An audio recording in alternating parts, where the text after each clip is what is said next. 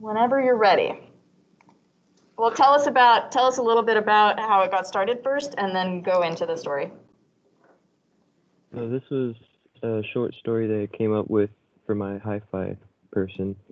This is based off a true story that you can find and look up online, but I thought this was an incredible story and I wanted to create like a fictional dramatic version of it. Okay.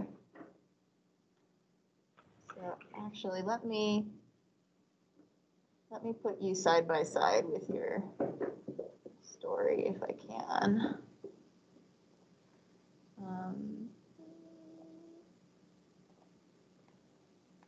Okay. All right, whenever you're ready. I was a young boy when I realized what it was that completed my life. Growing up in Honolulu, there's a lot of pressure for young boys like me to find something I was passionate about and pursue it to my fullest extent. I had many friends who chose to play football and rugby, while I had some who thought sitting in a classroom in the mainland would be fun, and these kids were thought to be the smart ones. I dominated my school in soccer, and my buddies would tell me that I could be the next soccer star.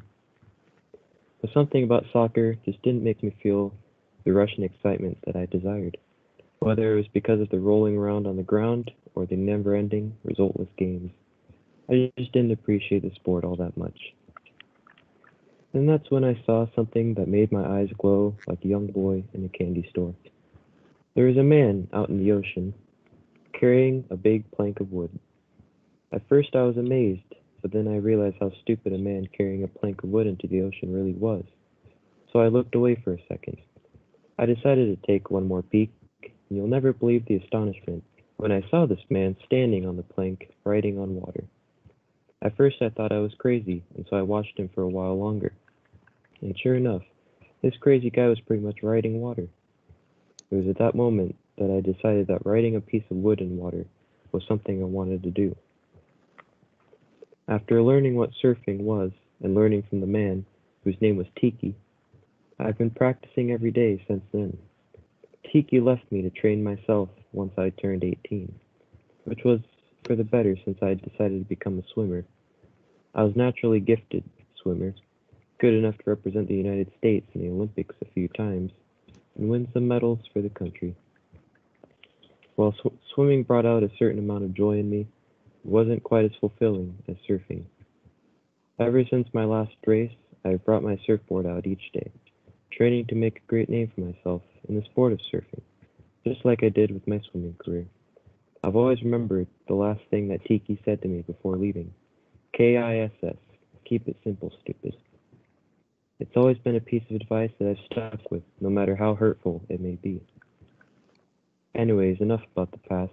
I came back to Hawaii to surf, no doubt. But my real inspiration isn't just to show everyone why surfing is a real sport. Everyone in sports does something incredible. Uh-oh. I think he froze. Waves this world has ever seen. That is why I am sitting here in the middle of the ocean on my surfboard. After wandering around the streets of Honolulu last week, I overheard two boys talking about the storm passing by the island. Understanding the naive nature of kids, I knew if I decided to surf in what seemed to be dangerous conditions, I probably wouldn't be alone. Sure enough, us three idiots are all sitting out here, being bombarded with wind and waves, just waiting for what we know could be approaching. So basically, to summarize the rest of the story, the three of them go out into the storm in search of a giant wave. The two boys end up being stupid and get caught right in the middle of the storming and pretty much get sucked into the wave. Duke has to swim out there, save and try and save the boys, which he does, and he ends up becoming world famous for his great rescue mission, saving all three of their lives. Awesome.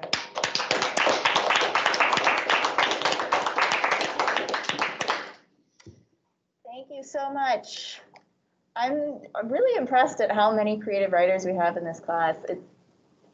every class kind of has their thing, and this one is creative writing.